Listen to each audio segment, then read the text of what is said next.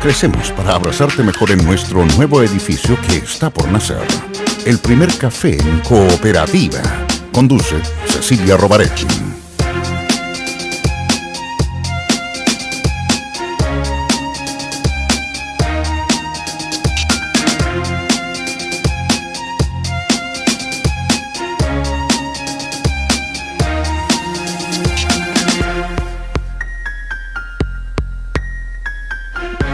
Hola a Santiago, hola a todo Chile y hola al mundo también que nos sigue a través de cooperativa.cl. 8 grados la temperatura actual, 19 la máxima que se espera para hoy. Comenzamos el primer café de este jueves 28 de mayo con Eugenio Guzmán. ¿Cómo está? Ya se me había olvidado se me había olvidado que fumaba. No, oye, no estoy fumando, que no te creas que estoy fumando. No, pero fuma unos cigarros de agua. Ya. No, eso. Ese cigarros. decano de la Facultad de Gobierno de la Universidad del Desarrollo, también es consejero de Políticas Públicas de Libertad y Desarrollo. ¿Cómo te va, Eugenio? Tanto Muy bien, tiempo. buenos días a todos. Estamos también con Juan Andrés Lagos, consejero miembro de la Comisión Política del Partido Comunista. Lo que pasa es que él era secretario general del Partido Comunista subrogante. Ahora Lautaro Carmona vuelve a asumir y ya no es más. Y lo sacó. No, si era subrogante. Bueno.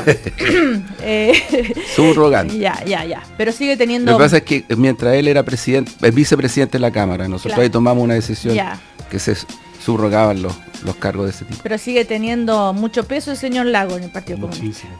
No soy tan grande ni... No, grande no. No tengo peso. Peso no. Y el candidato demócrata cristiano. Candidato, el otro día me Candidato, dijiste. sí, ahí me encantaría, pero no depende de uno nomás, entonces. Precandidato. Candidato a algo. Pero fuiste candidato. Fui, y me encantaría dar la pelea que fue buena esa campaña. Oye, gracias. ¿sabes lo que es el primer café para José Miguel Burmeister? La pre-campaña. No. Oye, voy a terminar haciendo al revés. Vamos a debatir pero si aquí, es o no pre-campaña primer café. Oye, pero aquí acá no hay plata de por medio, ¿no? ¿Cierto? No, nadie nos paga, ciertamente. Nadie. Si no le pagamos a él, ni él nos paga a nosotros, nada. Acá todo es transparente, limpito, en fin.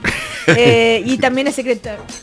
Solo ofrecemos taxis y el taxi se lo pagamos. ¿De qué partido soy? Porque me dijiste qué partido soy. Demócrata cristiano, ¿Dijiste? dije. Perdón, ya. Me gusta ser transparente de eso.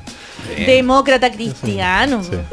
Ya, y también es secretario general de la Universidad Alberto Hurtado. Bueno, ¿cómo están todos? ¿Bien?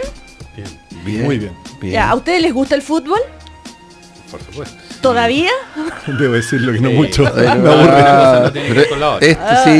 Esto venía de tiempo. Yo creo dramático que justo en medio de la crisis que tenemos política, aquí en Chile por lo menos, la crisis de corrupción, poca transparencia. Ya uno. ¿Cómo? No, que se sabía hace muchos años, ni siquiera como rumor, ya existían investigaciones, habían cuestionamientos y creo que ahí alguien tomó en su momento ya producto de una investigación el toro por las astas y salió lo que está saliendo ahora. Bueno, hubo entre comillas, un soplón en la buena. Sí, claro. Que para que después no le fuera tan terrible el castigo. Sí, porque también estaba implicado. Claro, se había olvidado entre Cecilia, pagar 11 millones no solamente de dólares. Hay coimas, hay también lavado de dinero. Ya. Y bueno, y ayer hay un documento que involucra a Jadwe, pero él desmiente todo, y está absolutamente tranquilo para ganarse Chile la sede de la Copa América. Ayer en una larga entrevista con Al Aire Libre en Cooperativa explicó todos los pormenores de este tema. Y ahora yo digo, ¿se acuerdan cuando Maradona siempre trataba de tránsfuga y de sinvergüenza? Y todos decían que Maradona estaba loco, que no sé qué, que hablaba tonteras. Bombalé también, ¿te acuerdas que también hacía y Bielsa. Y los tiempos llevaba Belancho, Bielsa no lo escuchaste. Sí, Bielsa también era un rebelde, digamos, dentro eso.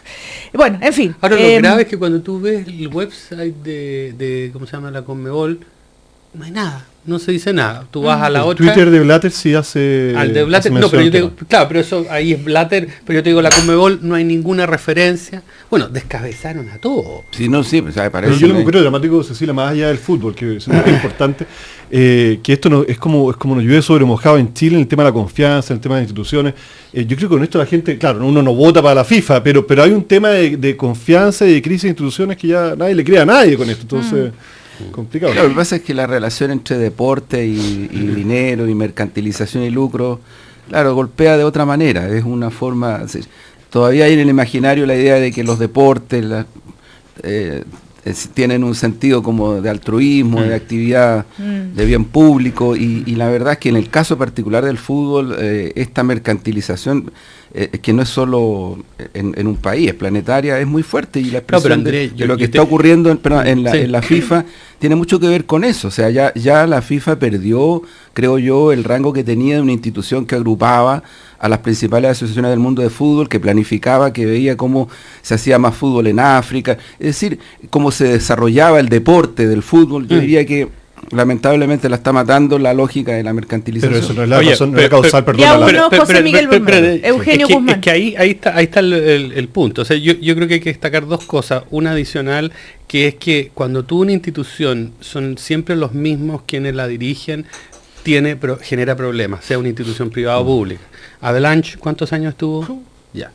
Es un elemento central, pero yo creo que tiene que ver no con el tema de mercantilización. Cualquier actividad en la cual hay apuestas, y puede ser de esto de las carreras a caballo o a cualquiera en general, obviamente se enfrenta con circunstancias, ¿no es cierto?, que pueden producir irregularidades, pero no es la mercantilización, es el juego. Sí, finalmente. Pero lo que pasa es que hay otros periodos del fútbol en donde este fenómeno no se daba. No creo. No se daba con la dimensión que se está dando ahora, ¿no? Pero sin mirar la historia.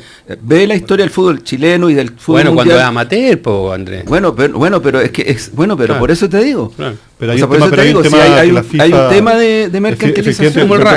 A ver, dos cosas. Uno, que las instituciones persiguen fines de lucro, algunas no es malo y no te hace ser un fresco, un corrupto, ni mucho menos. Digamos. No, de acuerdo. Pero lo segundo, lo que sí es cierto, y me consta porque me tocó como abogado trabajar en alguna vez ligado a temas de fútbol, es que la FIFA, el Comité Olímpico y ese tipo de instituciones, en tiempos no tan pasados, en el fondo, tenía una serie de instrumentos y acciones que hacían que no se mercantilizara. Por ejemplo, que los partidos de fútbol fueran emitidos por señales de televisión abierta. Por ejemplo. ¿No es cierto? Y ahí, bueno, justamente todo este caso de corrupción, entiendo, surge por estas empresas intermediarias de los derechos televisivos. Claro. Entonces, efectivamente había una cierta como cultura institucional reflejada en reglas y en prácticas de la FIFA y el Comité Olímpico, que no representaban esa cosa mercantilizada. Y por eso, y esta la oportunidad, en el fondo, bueno, sale tramposo, digamos. Que es tan importante como la investigación sobre las coimas propiamente como tipificación de delito, lo que implica, insisto, lo que implica el lavado de dinero, porque una de las formas, no es solo en el narcotráfico hay lavado de dinero, o sea, lavado de dinero hay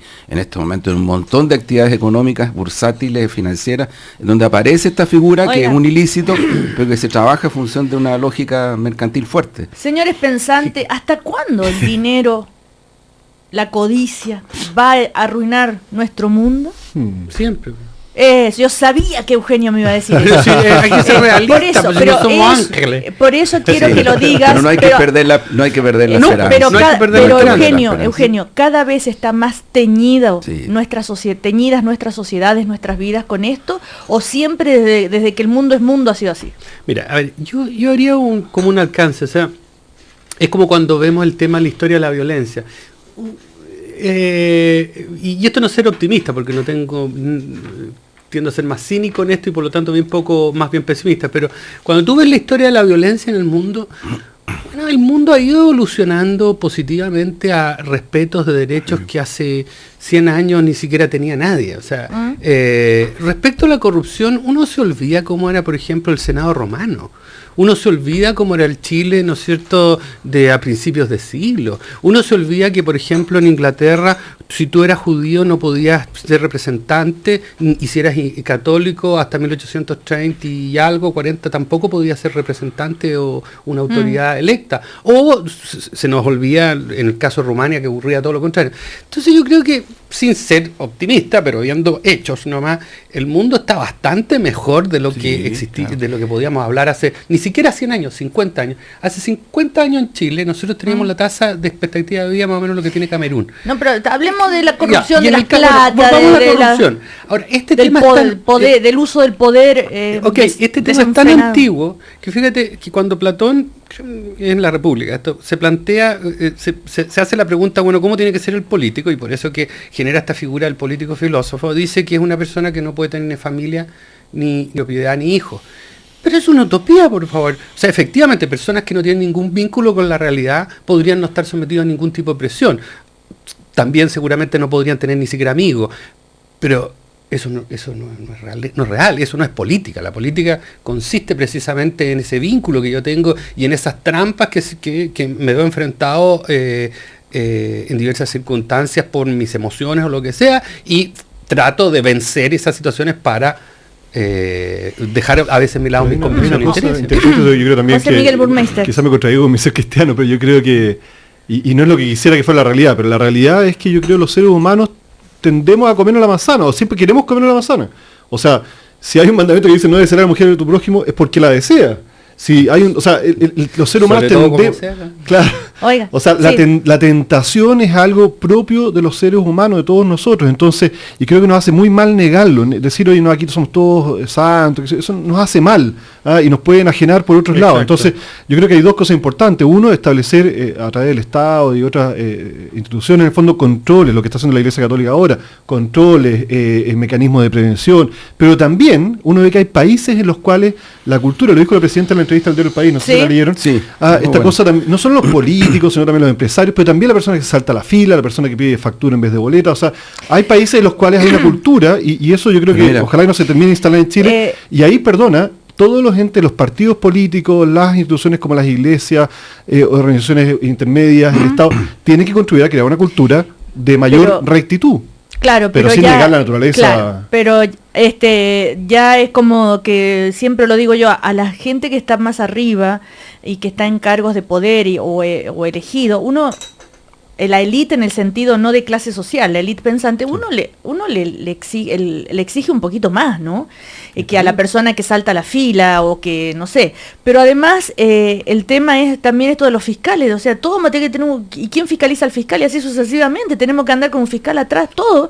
O sea, es como... Pero por eso en este caso de las temas de financiamiento política se ha dicho mucho, Cecilia, el tema de financiamiento política, perdona, se ha dicho mucho, tanto de la UDI como en la concertación, la nueva mayoría, perdón, en todos los sectores se ha dicho, ojo, acá el umbral, no es que no seamos tramposos, pero el umbral que le es exigible a los líderes políticos al menos y a los personajes públicos es la ética, que es más alto que el tema legal. Entonces cuando alguien dice, no, yo no he sido formalizado, no he sido condenado, perdóname, pero tú estás llamado y está bien que te relaciones por eso. Juan Andrés. Pero mira, yo creo que lo que señala comparto mucho lo que señala la presidenta respecto de que este tipo de crisis, que estamos en una crisis para poder hablar de un punto de referencia nuestro, son una oportunidad, porque si hubieran ocurrido varias de las situaciones que están ocurriendo ahora, en la década del 60 o el 50, incluso del 70, los estándares sociales, desde el punto de vista de lo que significaba en concreto el financiamiento de la política, en este país no se estaría hablando como se está hablando ahora. No se estaría, simplemente. Entonces, qué bueno que los estándares mejoren. Y qué bueno que se vaya depositando en la ciudadanía este concepto de que el ejercicio del poder y de la política está vinculado a una sociedad democrática, por un lado, y por otro lado al concepto de servicio público. Yo creo que eso es extraordinariamente importante. Ahora, para cerrar el tema, o sea, ir cerrando el tema de la FIFA, el presidente ruso, Vladimir Putin, acusó a Estados Unidos de usar su justicia para impedir la reelección de Joseph Blatter al frente de la Federación Internacional de Fútbol de cara a las elecciones en el ente. Esto, bueno, después de todo no me caben dudas de que es un claro intento de no permitir la reelección de Blatter. Esto es una violación muy burda de las reglas de funcionamiento de las organizaciones internacionales. Acusa a Washington de imponer su jurisdicción a los demás. Ninguno de los funcionarios de la FIFA es estadounidense y ningún hecho se ha producido en Estados Unidos. Le parece al jefe del Kremlin raros los arrestos y dice que Estados Unidos persigue fines interesados con ellos, bueno, en fin. Pero eso es malo ese argumento porque igual... Bueno, pero les estoy contando, es una reacción. Y enfatizó que sabemos que se ejerció presión contra Blatter para prohibir la celebración del Mundial de Fútbol de 2018 en Rusia. Eso es cierto. Y ahí llega entonces... Probablemente, no lo sé, pero... Igual que también presión sobre el Mundial en Uruguay, Qatar.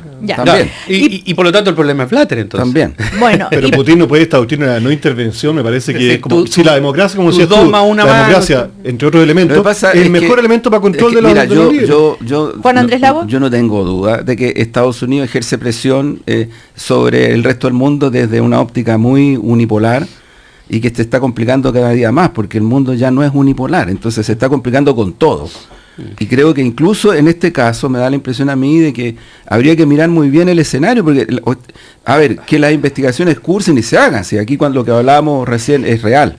Ya, pero que hecho, también es real de que Estados Unidos como potencia ejerce un poder unilateral, es absolutamente cierto. O sea, eso no es... Ni siquiera se puede poner en duda. Blatter, de hecho, está haciendo una reunión urgente para ver el tema de si hay una obstrucción a su reelección. ¿Y con quién la va a hacer? Sí. Con los que van quedando. Claro. En todo caso, a propósito de Sergio Jadue, escuchemos lo que dijo ayer al aire libre en Cooperativa, porque él ahí aclara el supuesto soborno que recibió, sobre las platas que recibió y afirmando que no está involucrado en nada. Escuchemos. A ver, voy a ser bien transparente en este tema. Yo creo que aquí las personas que son responsables de haber cometido algún ilícito deben pagar sus delitos, digamos. Aquí no hay otra alternativa. Gracias a Dios no me incluyo dentro de ellos, y lo que aparece en la información que no he tenido acceso aún, digamos, del informe de la Fiscalía norteamericana, es a media, digamos, porque efectivamente el 2013 hubo un anticipo que se realizó por el contrato firmado por las Copas América de 3 ediciones, 2015, 2019, 2023, de $1 millón a cada federación, y nosotros en la Conmebol dimos la cuenta corriente de la Federación de Fútbol de Chile, digamos, y tenemos el comprobante de que se recibió ese $1 millón en la Federación de Fútbol de Chile, digamos. Entonces, por mi parte, totalmente tranquilo, digamos. Bueno, ese anticipo de esa plata es donde se generó esta duda, y él ahí la aclara. Eso en cuanto, porque es delicado, ¿eh? Vamos a ver qué dice también la ministra del Deporte, porque esto que se realice la Copa América en Chile, y que si para realizarla en Chile se lo acusa de eso, aunque no sea verdad, pucha, que mancha un poquito, ¿no? Qué pena. Es lo que decía Eugenio. O sea, en el fondo vuelve sobre lo mismo, la desconfianza, claro. Y más corroe, roba. Contarles Mira, perdona, sí. Yo puedo decir algo respecto a esto también. Yo sentí que en el Mundial de Fútbol de Brasil también hubo una presión externa fuerte por un poquito como bajarle el perfil a esa fiesta deportiva. ¿Qué sentido? En el sentido de tratar de colocar a Brasil como un país poco menos que en una especie de crisis generalizada. Pero si la gente salía a la calle. Es verdad que nosotros estuvimos en Brasil. Estábamos en Brasil. Salía a la calle, si no estoy pero te aseguro que no eran tanto. Pero lo que la prensa mostró. Mira, lo mismo que pasó con un cierto sesgo, porque yo quiero después que tratemos de reflexionar un poquito sobre los subtextos históricos presentes. Un poco lo mismo que pasó cuando se hizo la Olimpiada en China. Entonces había como una especie de mirada, así como de sospecha, una cosa. Y ocurre que las Olimpiadas en China fueron fantásticas, fueron preciosas. Pero está esta mirada eurocentrista, medio occidentalona, neocapitalista, que yo creo que está un poquito complicada. Ahí va a venir la pelea entre Eugenio Guzmán y el comunista Juan Andrés Lago. Pero en todo el discurso y mete el capitalismo. No, pero hay que mirar. Andrés, esto es una cosa. El conflicto entre Europa y Rusia es el conflicto de una Europa que siempre ha despreciado a Rusia. Así es. ¿Ya? Así y viene es. desde... Totalmente y este conflicto entre el MIR, o sea, el pueblo, el campesino, el espíritu ruso, que se revela en el nacionalismo de los escritores rusos en contra de la europeización, claro. Pero empieza el siglo XVI. No, que Putin retoma tiene que ir con el capitalismo. Bueno, pero una cosa, yo me refiero... Pónganse los fonos para que me escuchen. Una cosa es Rusia, digo, otra... No, sí, de verdad, si no es que era el leitmotiv, es que tomen en cuenta, mire, usted cree que no, espérese, es que ustedes creen que no es complicado para los norteamericanos lo que está pasando en América Latina. Cuando pasa por acá China, se hace un proyecto de inversión de $30.000 millones con Brasil, con Chile, prácticamente América Latina, que era el patio trasero de la inversión norteamericana, simplemente no está haciendo el patio trasero. Y la culpa la tiene Obama, que llegó, miró para el lado. Bueno, los tipos están reaccionando, entonces, y reaccionan como reacciona Estados Unidos, perdónenme, es cuestión de la historia. ¿No? Una cosa es Rusia, otra cosa es la Unión Soviética, Eugenio. Pero que ya no existe. A ver, por eso quiero saber. ¿Quién gana realmente? Si tú te fijas, ¿quiénes son los grandes vencedores, no los únicos, de la Segunda Guerra Mundial? Rusia o Unión Soviética. ¿Quiénes llegan a Berlín? Y que ahora a los 70 es Stalin, años, claro. Después de 4 derrotas. Ahora los 70 años. No sabía. Sí, la ceremonia de Moscú. La derrota de los japoneses, después de haber sido derrotados en la guerra de 1905, la derrota de la Primera Guerra Mundial, después los primeros que llegan a Berlín, Rusia, y bueno, y etcétera. Entonces, en ese sentido esto es mucho más complejo. Sí, yo estoy de acuerdo, Eugenio, y mira, y te digo, en los 70 años y Stalin Putin hizo un discurso muy interesante, pero dice Putin dice por primera vez dice esto: yo agradezco a los aliados europeos y norteamericanos. Sí, lo escuché. Es decir, los coloca como aliados de. Sí, pues. Y en verdad eso históricamente es verdad. Hay una cosa, cuando escucho lo que dice la Cecilia de Putin, cuando escucho lo que dice la Cecilia de Putin, a mí me pasa José Miguel Burmeister. Obviamente la Unión Soviética tenía una doctrina detrás, bien o mal aplicada, no sé. Cada uno tendrá su opinión. Pero hay un tema que cuando uno escucha a Putin y uno ve la Rusia actual, uno ve una cierta como continuidad en la manera de construir un país independiente si la doctrina era la de la Unión República Socialista Soviética, o sea, uno ve que este tipo era de la KGB, esta doctrina de no intervención, entonces uno ve estas cosas que de verdad, más allá, más de izquierda a derecha, hay una manera, y cuando escucho a la Cecilia citar a Putin, defendiendo a Blatter y defendiendo a Bashar al-Assad, como que te sitúas en el lado.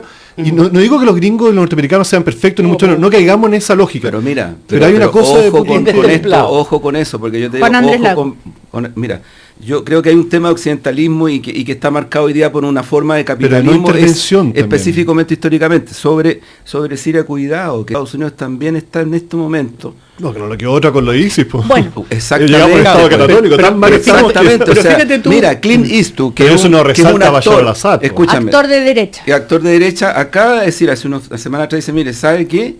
Estados Unidos en Oriente Medio y en el Cuerno de África se equivocó rotundamente, porque en vez de derrotar a sus enemigos, lo que ha hecho es exaltar un monstruo que no controla. Exacto. Eso está pasando en Siria, pasó en Libia y en Irak. Y en Irak.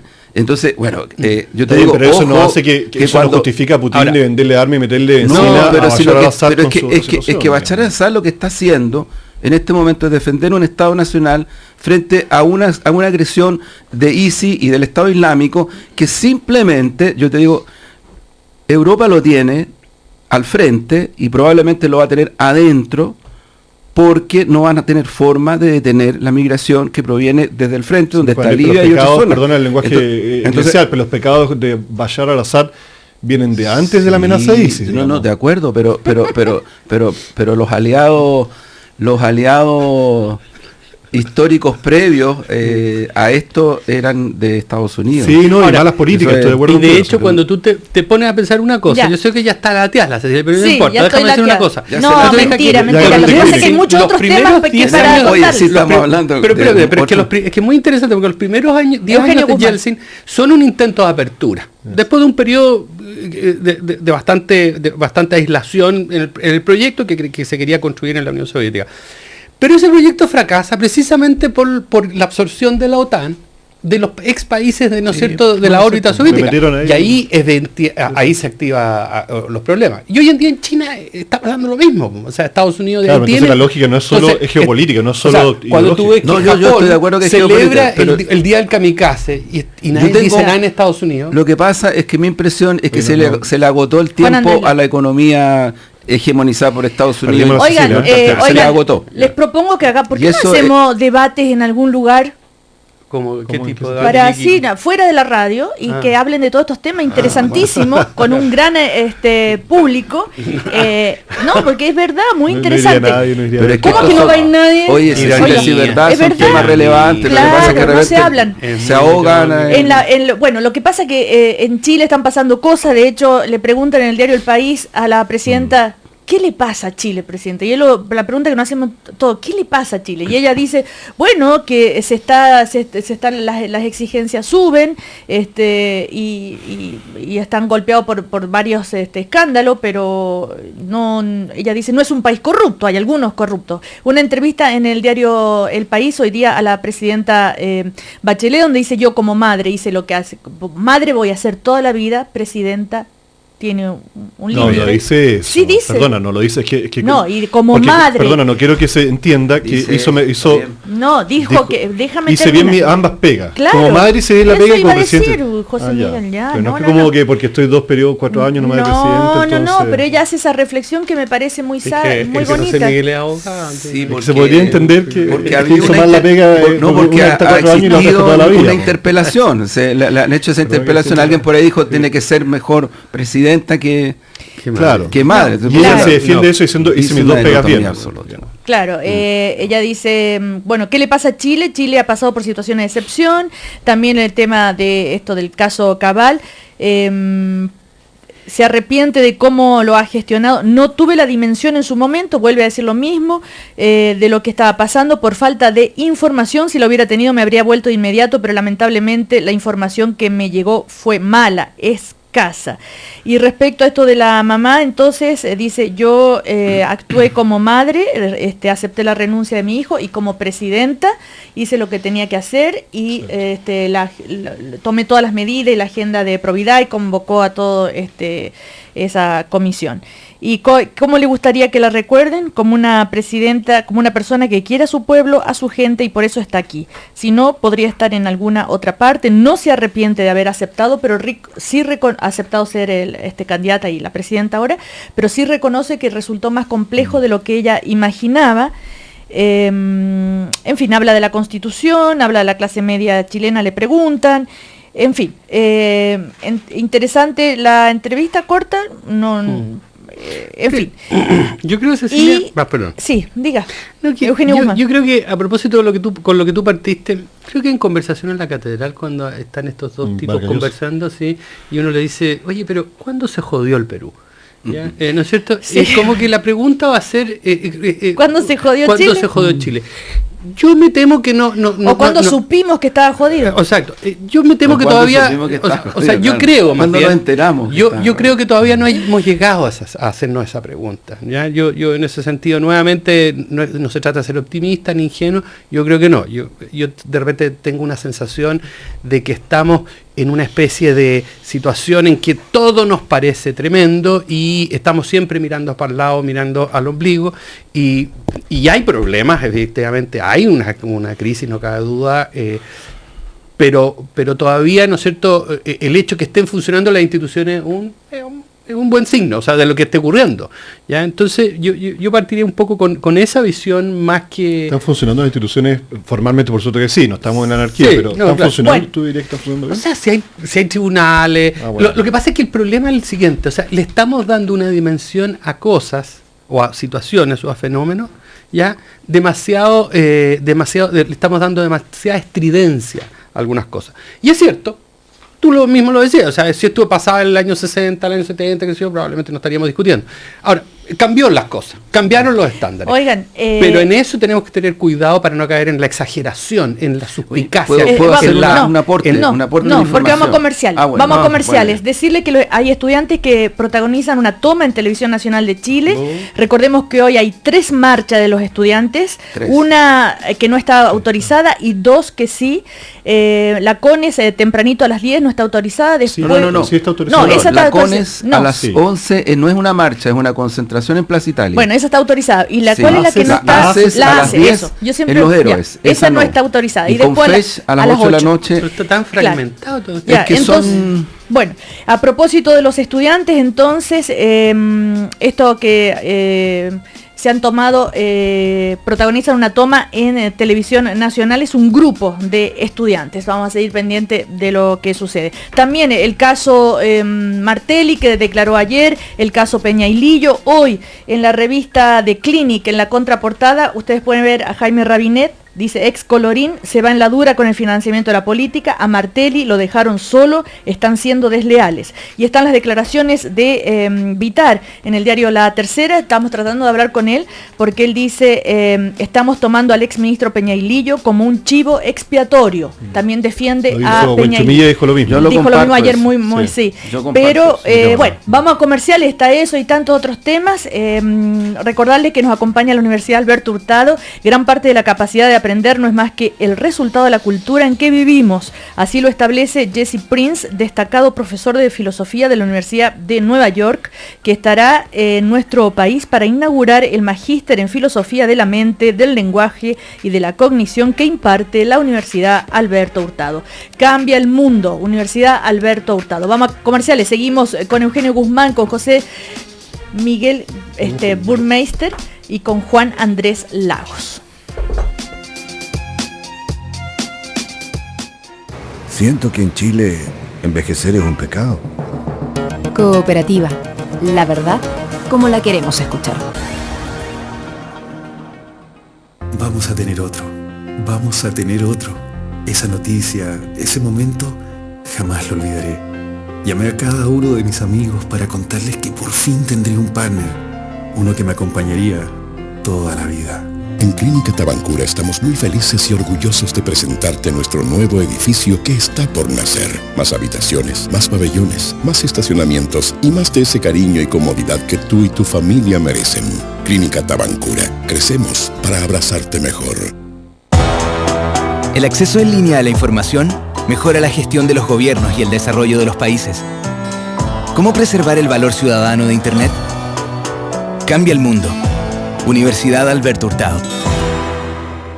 Sabes, desde que te conocí que no puedo olvidar tu mirada, no puedo olvidar tu pelo, no puedo olvidar tu linda voz. De verdad, no puedo olvidarte, Andrea. Me llamo Carolina. Carolina, sí. Te puedes olvidar de muchas cosas, menos de tus oídos. Únete a la 8ª versión de la campaña nacional No te olvides de tus oídos y toma conciencia de los problemas de audición. Ven a cualquier centro GAES y realízate un chequeo auditivo gratis. Agenda tu visita en gaes.cl o llamando al 600-600-4237. GAES, líder mundial en corrección auditiva. Atención, a pocos días de la Copa América vuelve Expo F11, la feria del fútbol, ahora en Mall Florida Center. Del 5 al 7 de junio ven a disfrutar de la fiesta del fútbol y además un imperdible partido de las estrellas. Chile-Colombia, Zamorano versus Pibe Valderrama. Información y entradas en expof11.cl y en Plaza Central del Florida Center. 5, 6 y 7 de junio presenta Mall Florida Center. Participan Adidas, Citroën, Total, Corporación del Deporte de la Florida, Cereal Bar, Cristal, PF, Experto, Dolorub, Leblon, Disfruta, Espacio Deportivo, Lego, Servicio Automotriz León, Michelin, Broncería Chile y Chilectra. Invita Radio Cooperativa. Según el Fondo Monetario Internacional, 200 millones de personas en el mundo no tienen trabajo. ¿Cómo comprender esta economía que se resiente por las crisis financieras globales? Preguntas como esta analiza la profesora del MBA de la Universidad Alberto Hurtado, Consuelo Silva Buston, en sus papers publicados en el Journal of Banking and Finance. Facultad de Economía y Negocios, Universidad Alberto Hurtado. Por primera vez en Chile, Marisa Monte, la artista más importante de Brasil, con más de 10 millones de discos vendidos en todo el mundo.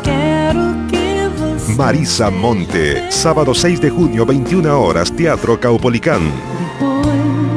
Venta de entradas a través del sistema Ticketek y sin recargo por servicio en boleterías del teatro y tienda K-Music.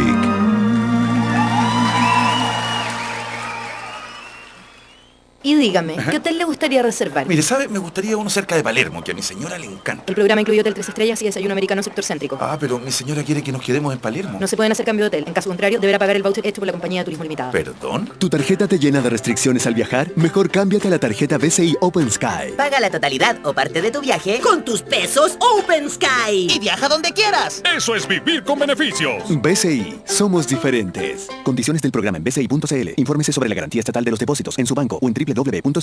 Cámara Chilena de la Construcción, por un país mejor.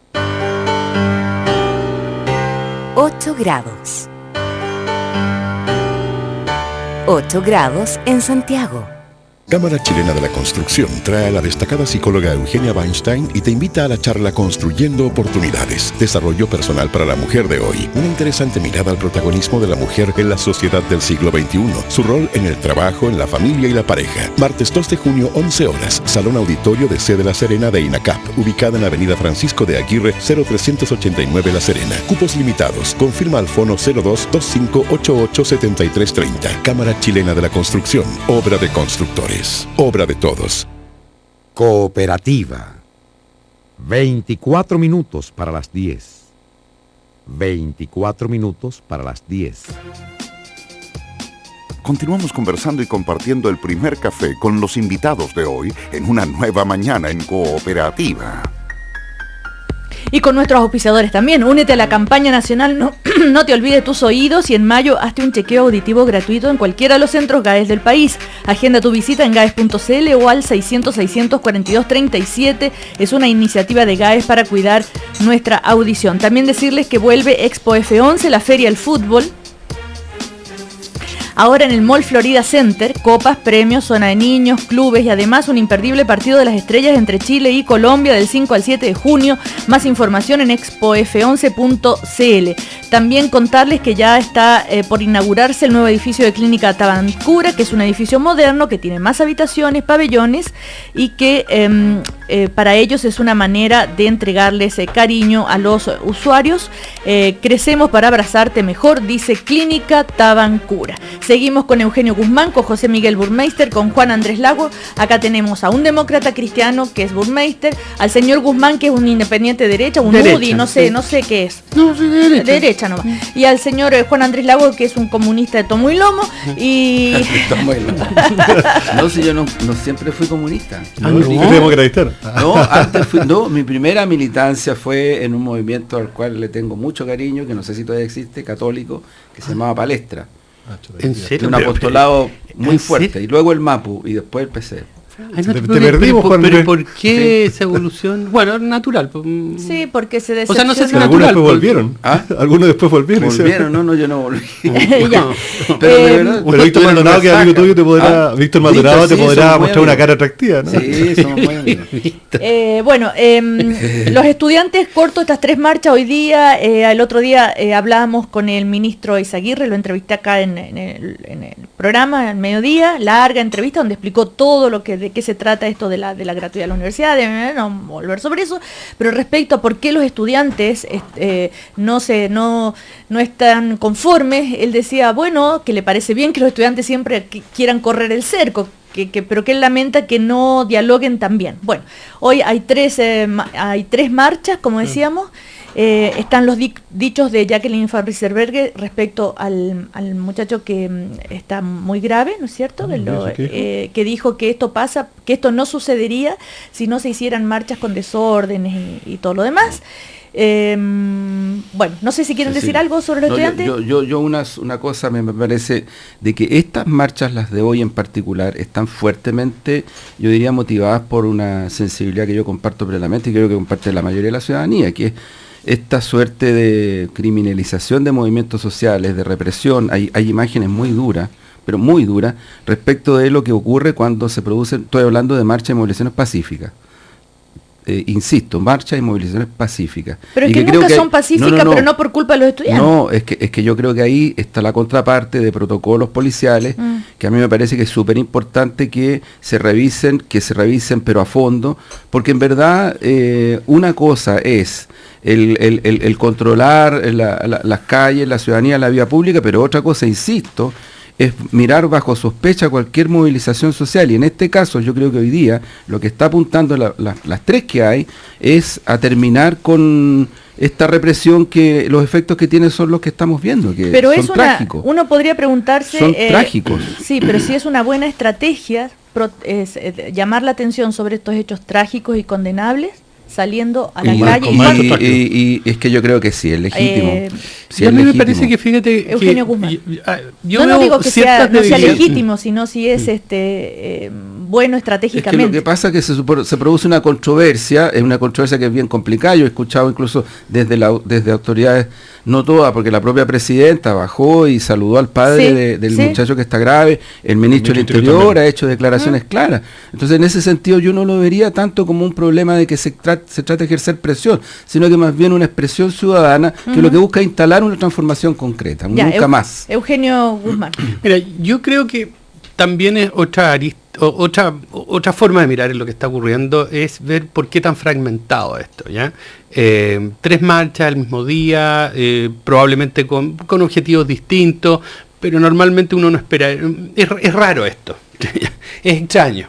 ¿Por qué? Porque bueno, es poco frecuente que 3 marchas se organicen para el mismo día y quieran hegemonizar o no un proceso, me parece extraño.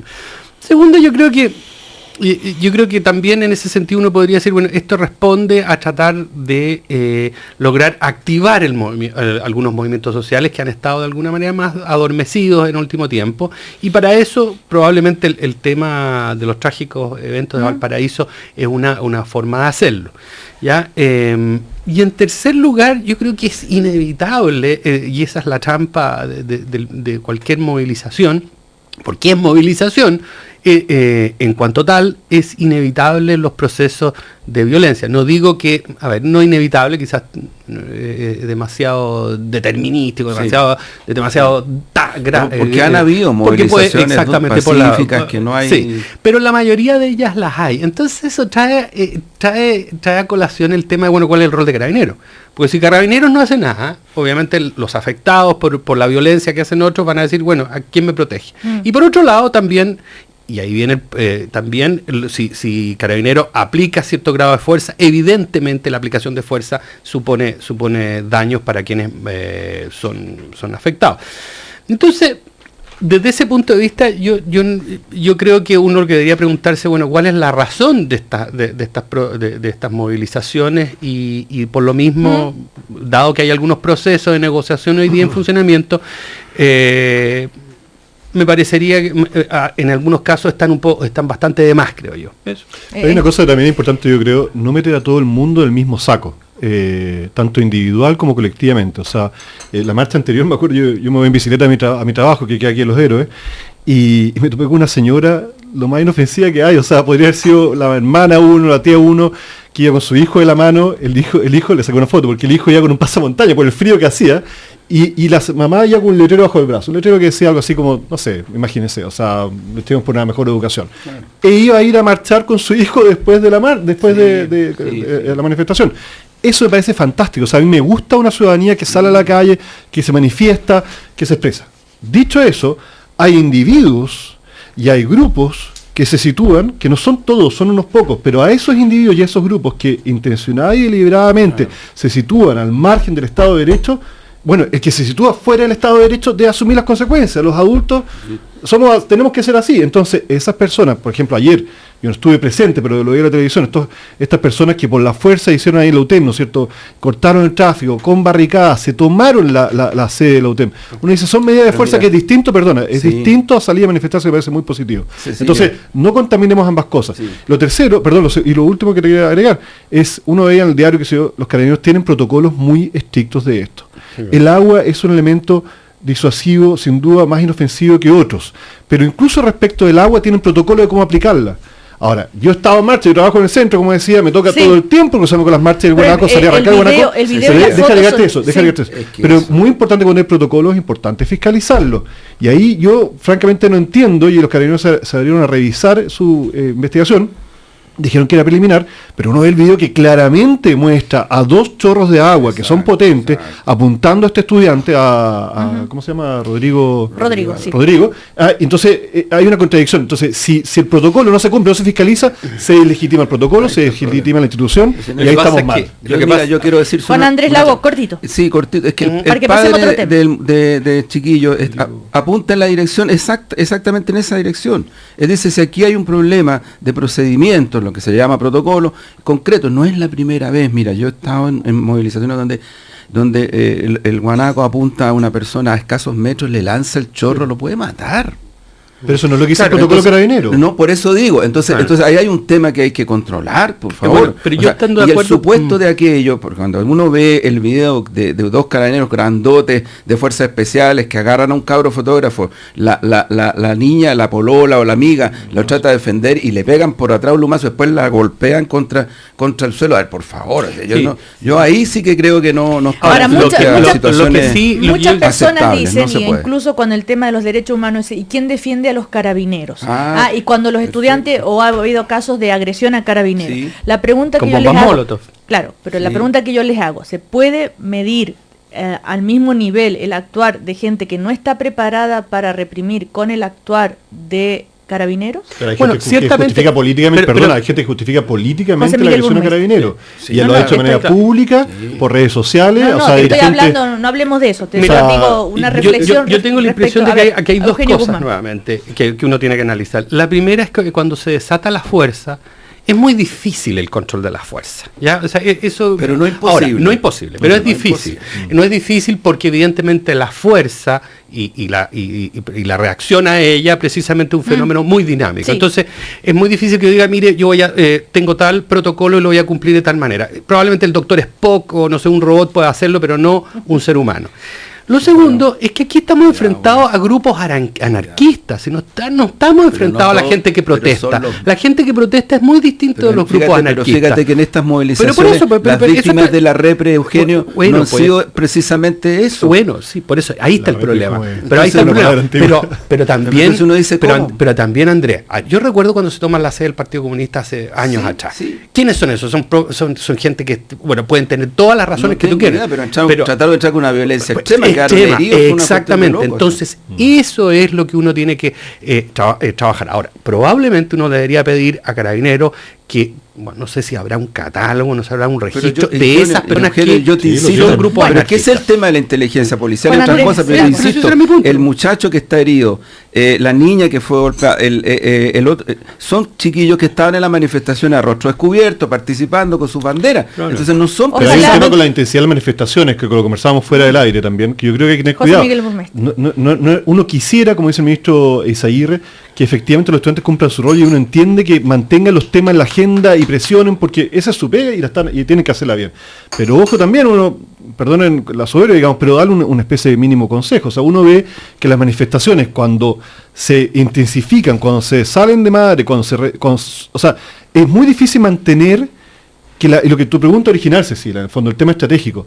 En 2011 las manifestaciones fueron muy útiles, convocaron a mucha gente, todos nos sumamos. Hoy día están retomando ese espíritu. El año pasado no lo tenían. Entonces, yo creo que es importante también que los estudiantes o quienes lideran estas marchas, efectivamente las conviertan en un acto ciudadano de mantener la presión sobre sus determinadas propuestas y no en una situación que termine desprestigiándose, que al final nos pasó el año pasado. Yo fui a la Cámara de Diputados, por ejemplo, la tramitación de un proyecto de ley, y uno se encontraba con que los estudiantes, en vez de apoyar a los ex dirigentes estudiantiles que estaban en el Congreso, pues esta es una posición más o menos crítica, estaban totalmente fragmentados, perdió peso. Entonces es importante que mantengan en el fondo el momentum ahí.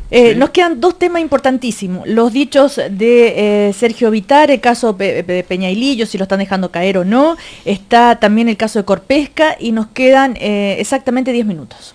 Juan Andrés Lago. Mira, sobre lo de Rodrigo Peñailillo, yo comparto las declaraciones que hizo Juan Chumilla. Yo creo que hay una suerte de linchamiento público realmente brutal, y no es el caso solo de él. Yo recién mencionaba, le decía a Eugenio, vayan a pasos de Plaza Italia, hay unos afiches donde dice se busca vivo muerto y el rostro de Jorrat. Sí, eso ya lo denunció él en su momento. Sí. Pero entonces estamos llegando a puntos donde después no es tan fácil volver en este país. Bueno, pero entonces, ¿cuál es el análisis tuyo, Juan Andrés Lago, de lo que hizo Peña y Lillo y de la actitud del PPD? Mira, dos cosas. Una, yo creo que la gestión política de Rodrigo Peña y Lillo... Eso aparte, la pre-campaña. Es muy buena.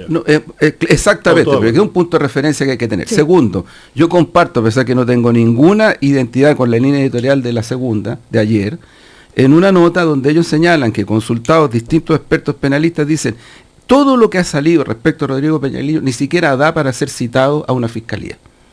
Bueno, pero independiente de eso, pero políticamente... No, es que políticamente yo creo que tiene que ver con una circunstancia que se está viendo en nuestro país, yo insisto... No salió solamente en la segunda, salió en todas partes. No, es que digo la segunda porque precisamente cuando hay una situación de linchamiento público, donde se trata por menos que mostrar a una persona que está no sé en qué punto de referencia a la corrupción... Pero ¿por qué no dijeron la verdad desde un comienzo? Y si uno lo analiza, si uno lo analiza en grueso, eso no existe. A mí me parece que estamos construyendo falacias. Pero lo están dejando caer. Algunos sí. Yo derechamente creo que algunos sí. O sea, no sé si el presidente. Si lo dramático es que el presidente del PPD, junto con otras personas, lo postulaban como reemplazante, como futuro diputado, reemplazante de Insunza. Y hoy en día hay un desmarque, eso es un hecho. Segundo, siempre hay chivo expiatorio. Ahora, el problema yo creo que hay detrás de esto, y yo estoy de acuerdo con porque en todo orden de cosas se están haciendo linchamientos, pero yo creo que el problema en el caso de Peña y Lillo es eminentemente político, estratégico. Él aparentemente tiene algunos problemas con el proceso de campaña.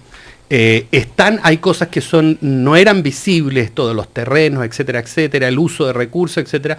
Por otro lado, en el caso de impuestos internos, probablemente había algún vínculo, y volvemos al caso de Llorat, el caso de Vargas, etcétera, en donde hay ahí un problema donde se afecta una institución tan potente como impuestos internos, tan creíble como impuestos internos.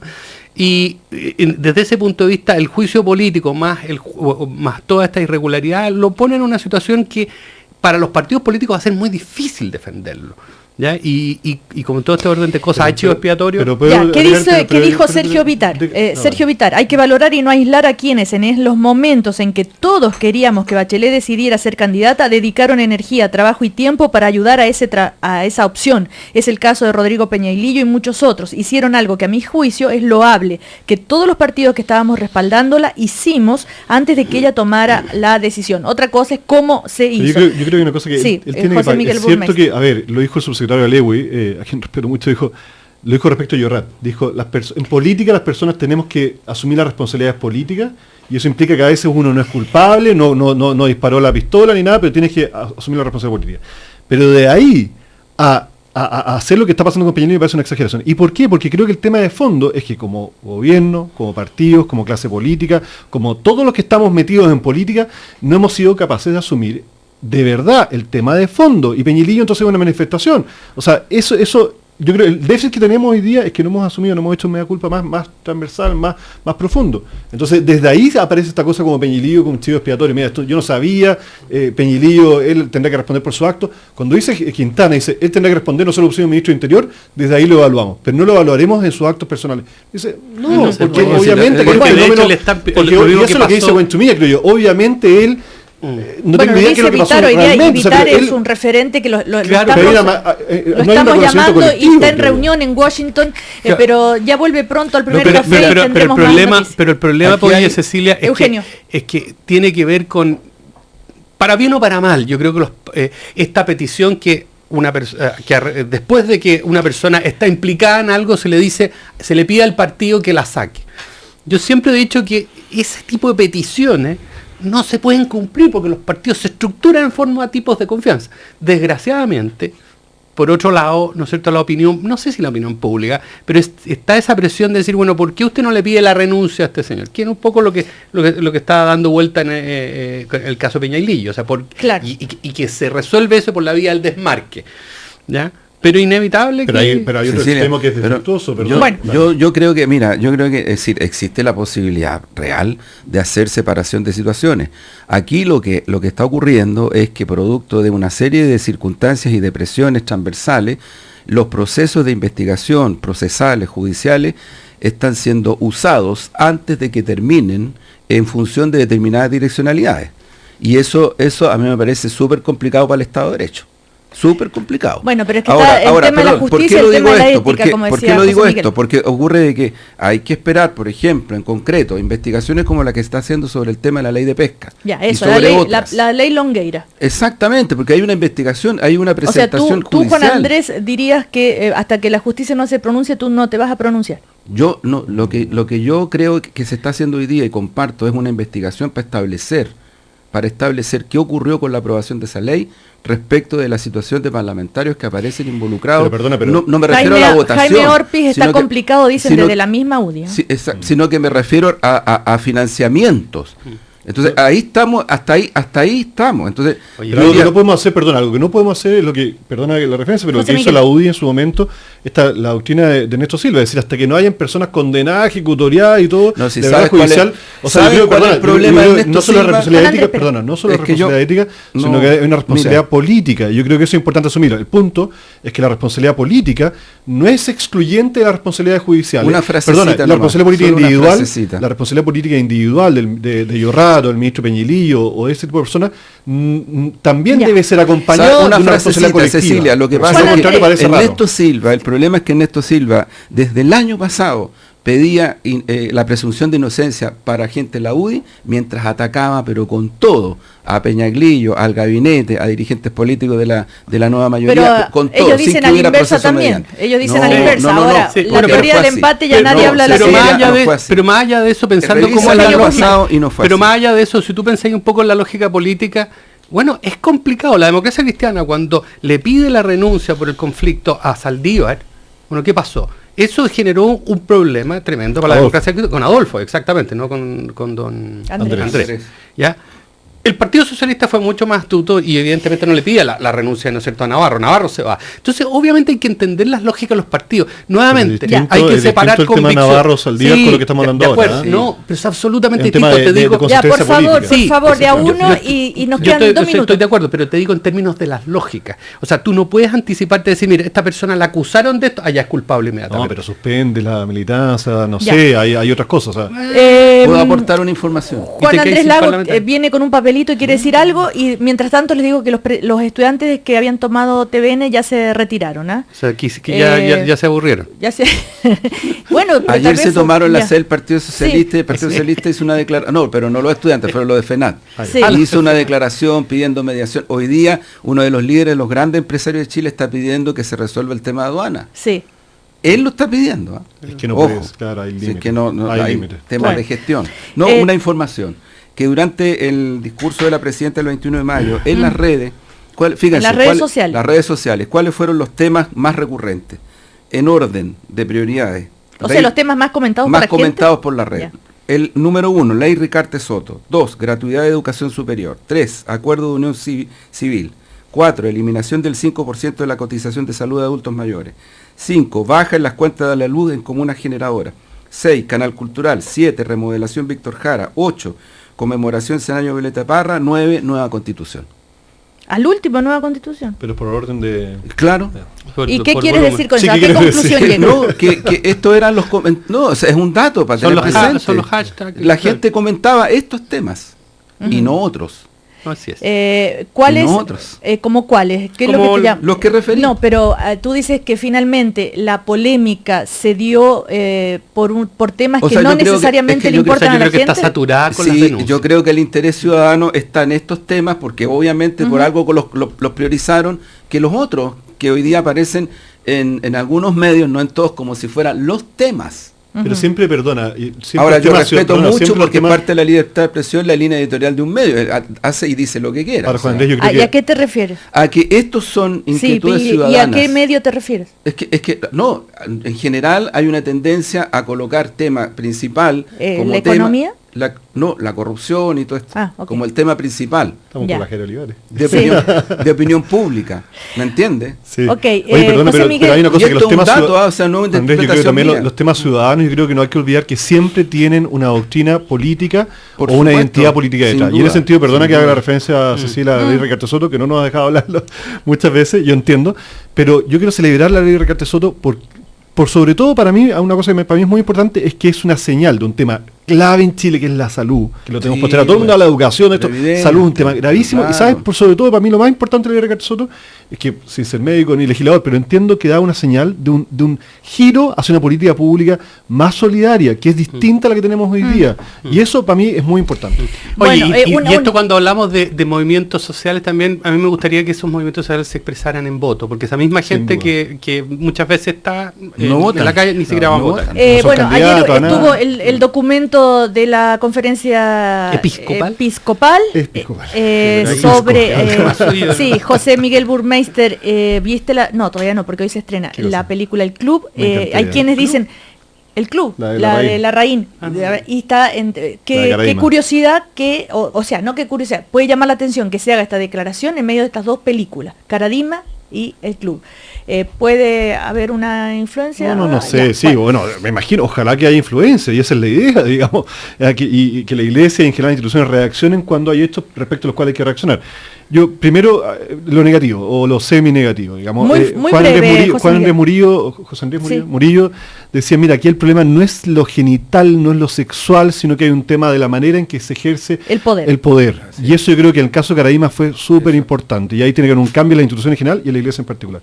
Pero ahora el lado positivo es que realmente me quedé impresionado, y perdón, yo soy católico, entonces estoy un poco cerca, pero no puedo dejar de celebrar el tono de la declaración de Monseñor Goich. O sea, cuando él dice, me transmitió la sensación de profundidad de lo malo de lo realizado. Y él dice, no, pero de verdad, no mira con esa cara escéptica, Cecilia. Estaba pensando, no me sorprende, lo mínimo que uno le pudiera pedir, bien, ¿no? Pero no haya pasado. ¿Y sabes qué? Dice, acá transmite la profundidad, la gravedad de lo que está, y dice, yo no sé, algún día nos daremos cuenta realmente de todo lo malo que estuvo, pero tenemos que hacernos cargo de la profundidad de lo malo que está. Y ese mea culpa profundo yo no lo había visto hasta ahora y lo celebro, y creo que es importante. ¿Y ojalá se hubiera dado antes? Ya. Bueno, siempre, obvio, porque si no, por algo estamos en lo... Es un paso, sí, es un avance. Eugenio Guzmán, que no cree y que él es, no se mete en estos temas, pero seguimos conversando en otra oportunidad. Eugenio Guzmán, José Miguel Burmeister, Juan Andrés Lago, muchísimas gracias, que les vaya muy bien. Gracias. No.